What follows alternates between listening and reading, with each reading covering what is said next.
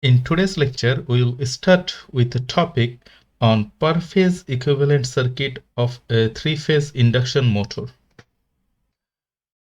Let us draw the stator circuit configuration. As we provided Y connection, the configuration looks like this, as we saw in our previous lectures. Each phase is supplied by a three-phase source, and all the phases are balanced load. That's why this will be R1 and this will be X1, and this will also have same value of this R1 resistance and X1. This is R1 and X1. This is the neutral position, and this side is supplied by three-phase source.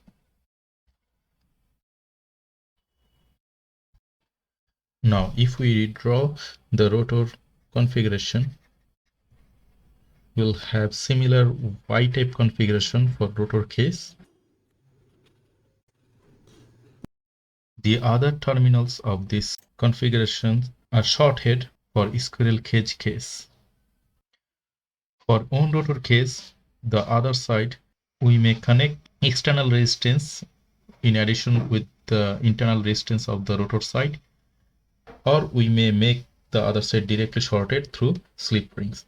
So let us draw the other side for on rotor case. There will be 3 slip rings, and this side we can make the short using brushes, or we can add some extra resistance. Whatever we do, the equivalent circuit looks like this. And in the rotor side, this parameter is named as R2. This is named as X2 prime for standstill condition. R2 X2 prime, R2 X2 prime. When we are talking about per phase equivalent circuit, so we'll consider the per phase condition. This is R1 X1 and this is R2 X2. Here one feature we can see that there is no wired connection from stator side to rotor side. The main source or main supply is given to the stator side. From stator to rotor, the power is transferred by induction method, and how much power will be transferred in the secondary side, that depends on the rotor speed. As induction method is being employed for this case, the equivalent circuit will be similar to our case for transformer equivalent circuit, where we transfer our power from primary side to secondary side by induction method. Unlike transformer case, here the secondary side is not static. The secondary side has rotational part. Here it's better to make the other side shorted. They are shorted through external resistance or maybe shorted directly. We have variable resistance here, and the other side is shorted. Now if we consider this as the primary side of the transformer model, then in the primary side, this is the resistance in the stator winding. This is the leakage reactance of the stator winding if we consider the per phase case, and also there will be some magnetizing reactance and core resistance as we saw for the transformer equivalent circuit. Now if we draw the equivalent circuit, that will look like this. We will have R1 X1, then core resistance and magnetizing reactance. This is for primary side.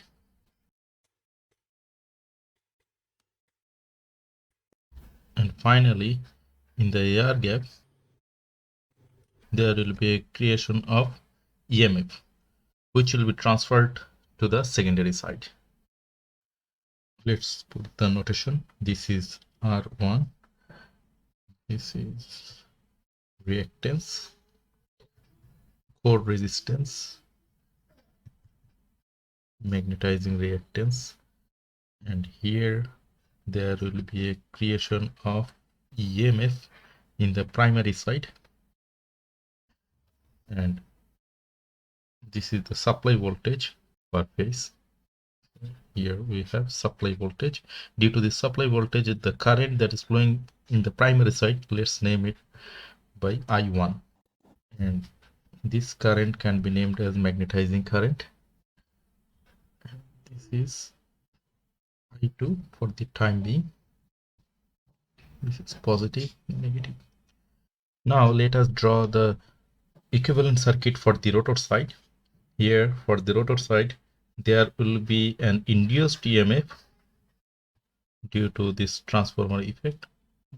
Well, we'll have a turns ratio. Let's name it by A E double, that means A effective turns ratio. For the time being, let us write A effective. In the secondary side, we'll have rotor resistance R2 and the rotor reactance JXR,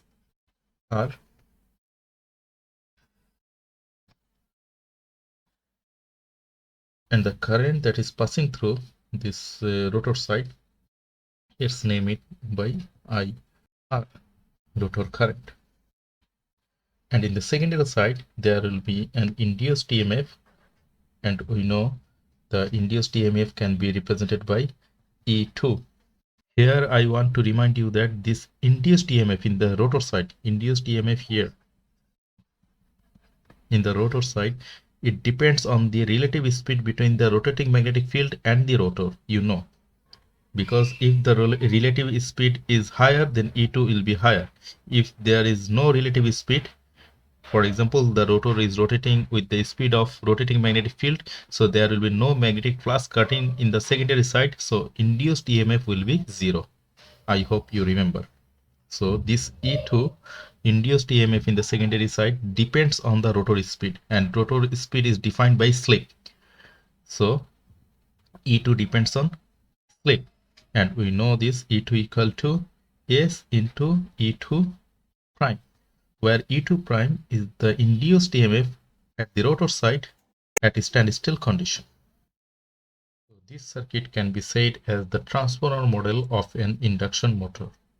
Here the primary impedances and the magnetizing current of the induction motor are very similar to the corresponding components in a transformer equivalent circuit.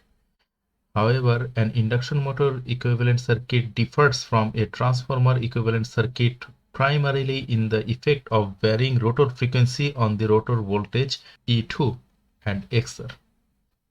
Because this E2 and XR parameters, they depend on the speed of the rotor. Eventually, we can say it depends on frequency of the rotor current, which varies with the speed of the rotor, as we saw in our previous lectures. Now let us simplify the circuit more for the simplification of the calculations.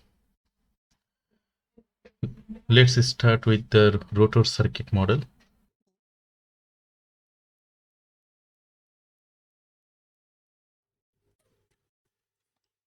If we redraw the rotor circuit model, here we can say we have a source that is E2.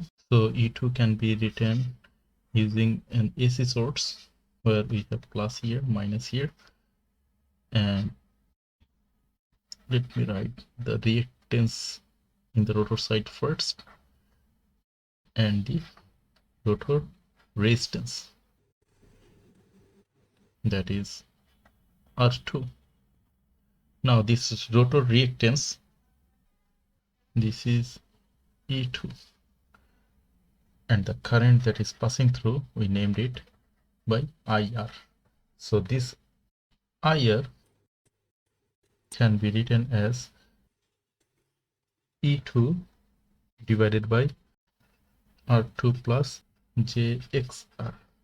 Now for our case, we know E2 equal to S into E2 prime, and this is XR, which can be written as S into X2 prime, where X2 prime is the reactance at a standstill condition, and this value in the secondary side depends on the speed of the rotor. Actually, it also depends on the frequency, and frequency depends on the speed of the rotor. So as we saw in our previous lectures, that this xr equal to s into x2 prime. So if we rewrite our equation with that format, so we can write s into e2 prime divided by r2 plus j x2 prime s into x2 prime. Now for the simplification, let us write in this format e2 prime divided by r2 divided by s plus x2 prime. Now for these cases as well, we are having same current, so this rotor circuit model can be rewritten in this formation.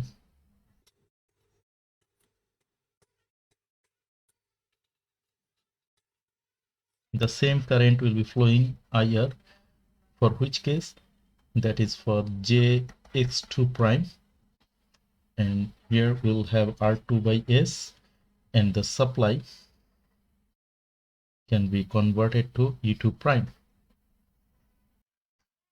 So this is the equivalent rotor circuit model for this circuit model, which has been redrawn from here to here.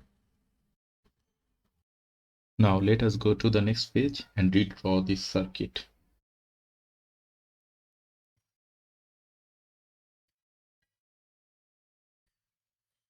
The source was E2 prime, this was JX2 prime, this was the rotor resistance R2 divided by S. And we got this as our rotor equivalent circuit for all frequency, and this slip defines the speed of the rotor. From here we can see this rotor resistance R2, it is dependent on S, the value of slip. Now when the value of slip equal to 1, that means at standstill the resistance value becomes R2. But when the value of rotor speed approaches near to the ns, for that case S value becomes near to the zero value or very small value. In that case this resistance value becomes very high. So when it becomes very high, the resistance value approaches to the value of infinity, then we can say this is an open circuit. And for no load condition, when the motor runs with very high speed, almost near to the speed of synchronous speed, though it is not possible to reach up to synchronous speed. However, under no load condition, it will go near to the synchronous speed. At that condition, this value will be very high, and at that moment the current passing through this will be very low. This is the rotor current. And we know from our theoretical explanation that we gave earlier, when the rotor speed reaches near to the value of ns, that means the relative speed between ns and nr becomes very low, so the magnetic field cutting will be very low and the rotor current will be very low. So this equivalent circuit is also giving us the same phenomenon. When the value of nr approaches to ns, this s becomes very low and this resistance value becomes very high, which eventually gives us very low IR current, that means rotor current. Now if we represent the secondary side in this new fashion, the equivalent circuit becomes, the primary circuit remains same. We have R1 in the stator side, JX1,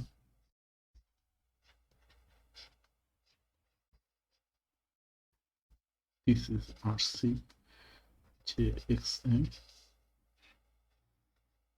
and this was our primary side.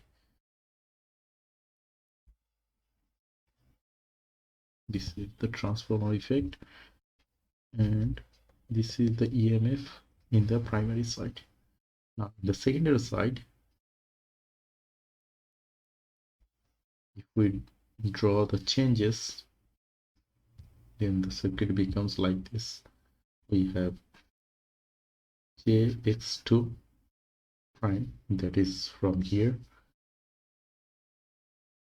r2 divided by s, and this is the secondary side, and the induced EMF in the secondary side can be written as E2 prime, which is the source here.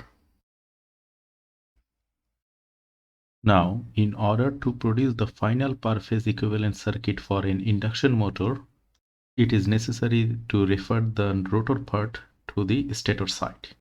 For the ordinary transformer case, the voltages, currents, and impedance on the secondary side of the device can be referred to the primary side by means of the turns ratio of the transformer.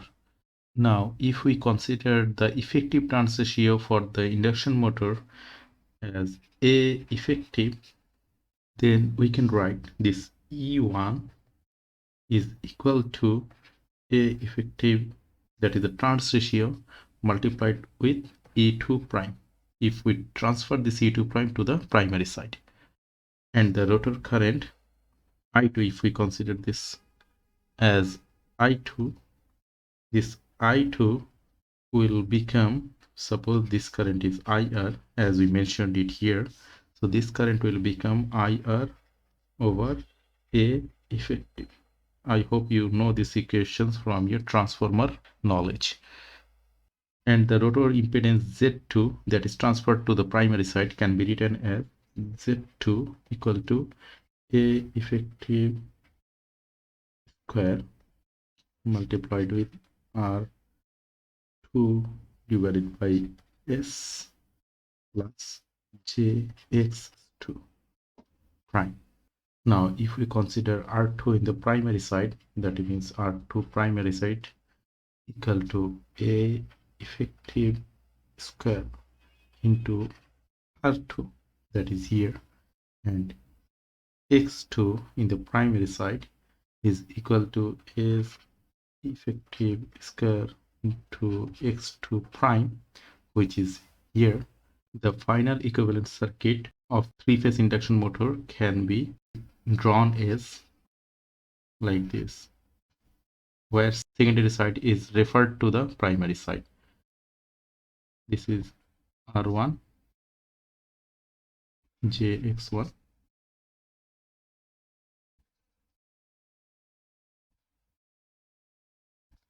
RC, JXM. This is the primary side as usual.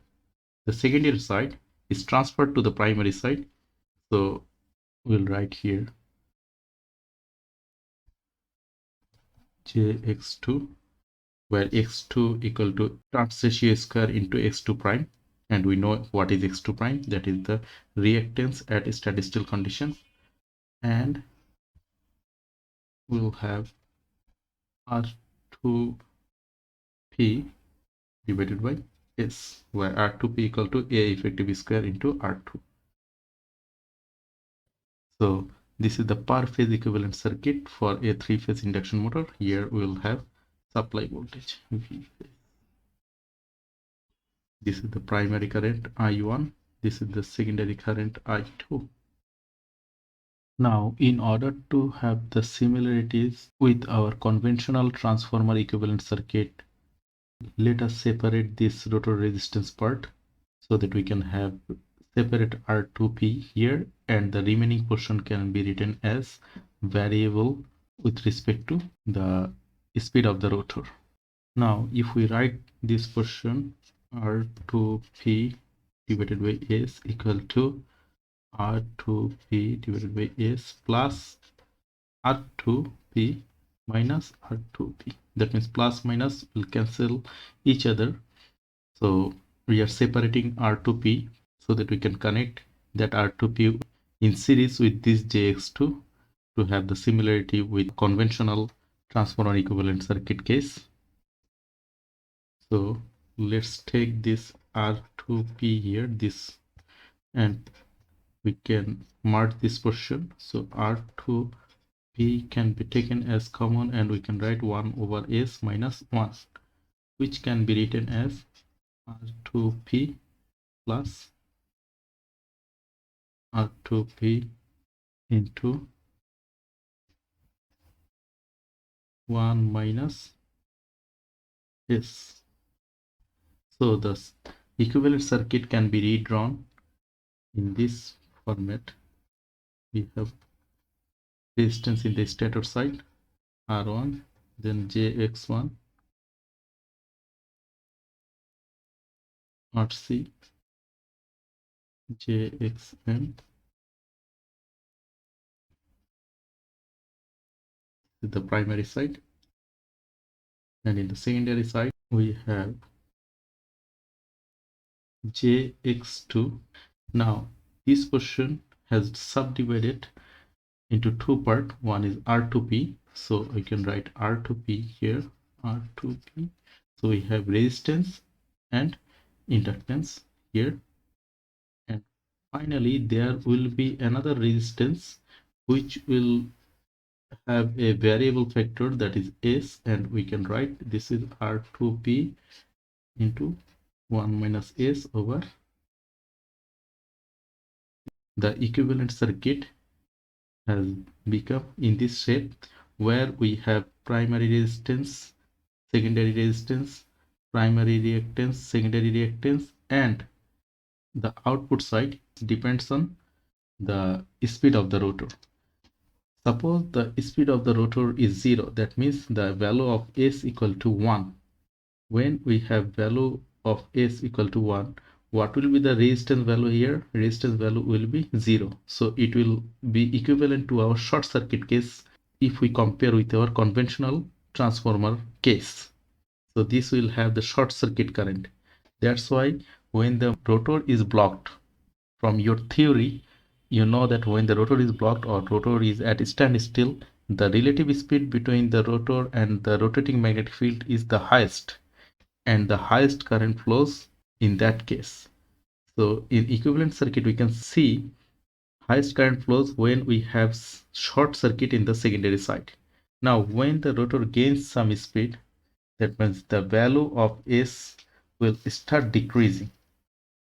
If the rotor speed reaches to the speed of the synchronous speed, then value of S equal to 0, then this resistance will become infinite, which means it's open circuit. So for open circuit, the current that will be flowing through the secondary side will be 0 theoretically. Now, if it gains very high speed, not equal to the synchronous speed, in that case the value of S will be very low. When the value of S is very low, the term in the denominator side will have a very low value, which will eventually give us very high resistance here. So current flowing through the secondary side will be very low. So current flowing in the secondary side will be I2.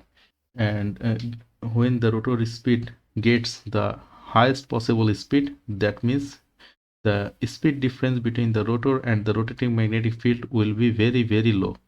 So the magnetic field cutting will be very low. So the induced EMF will be very low, and the current flowing through the secondary side will be very low under running condition. So this is the final equivalent circuit for a three-phase induction motor. So we can write this is the equivalent circuit of a three-phase induction. It's better to write per phase equivalent circuit.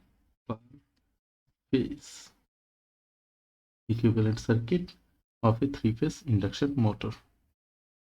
There is a method to figure out the value of R1, X1, R2P, X2, RC, and XM for a particular motor by employing several tests. And those tests are named as block rotor test, no load test, and the DC test for stator resistance. Those will be discussed in the next lecture. Before I conclude today's lecture, let us discuss on the power flow diagram of a three-phase induction motor. For a three-phase induction motor, if this is the stator,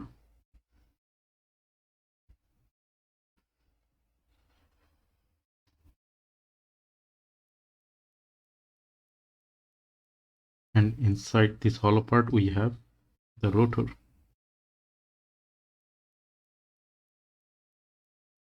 Suppose this is the squirrel cage rotor, and we are providing three-phase supply here.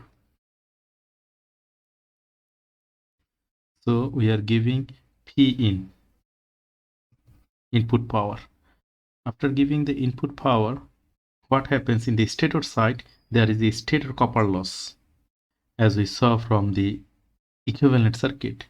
Then there will be copper loss. After having those losses, then the power will be transferred from primary side to secondary side. So we'll have this air gap power, the power that is transferred from the primary side to the secondary side, that is the air gap power.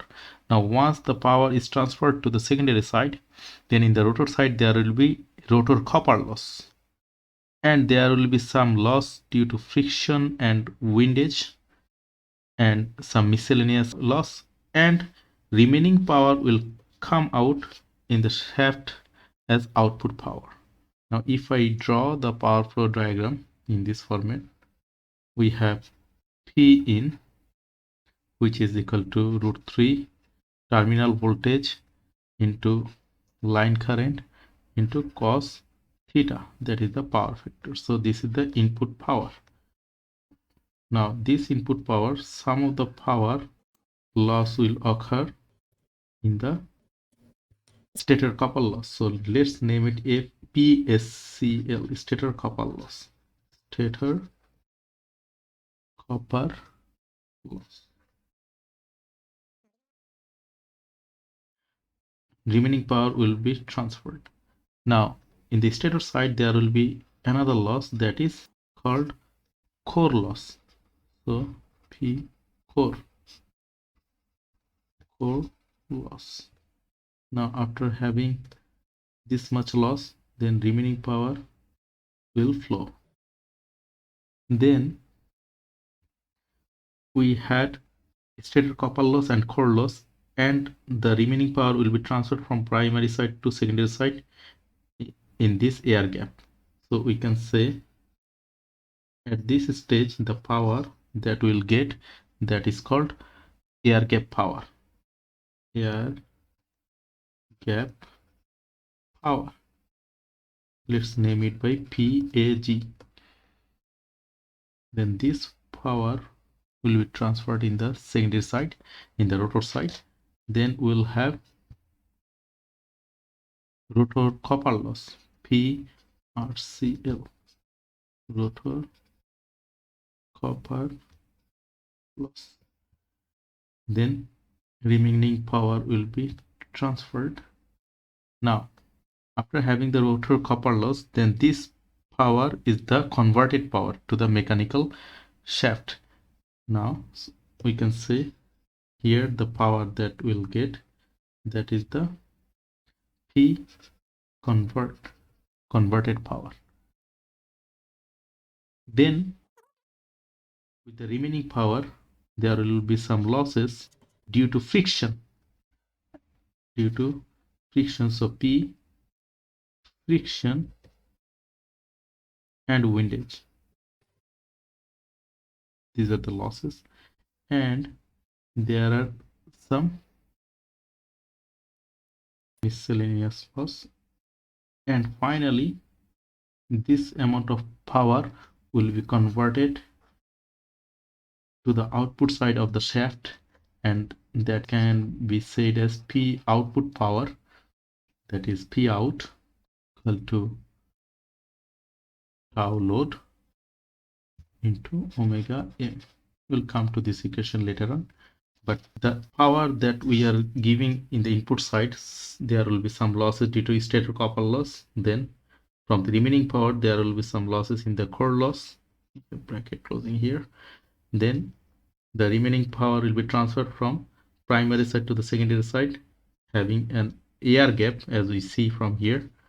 Then in the rotor side there will be rotor copper loss, then there will be friction and windage loss, then there will be some miscellaneous loss, and after having all the losses, the remaining power will be converted as the mechanical output in the shaft side.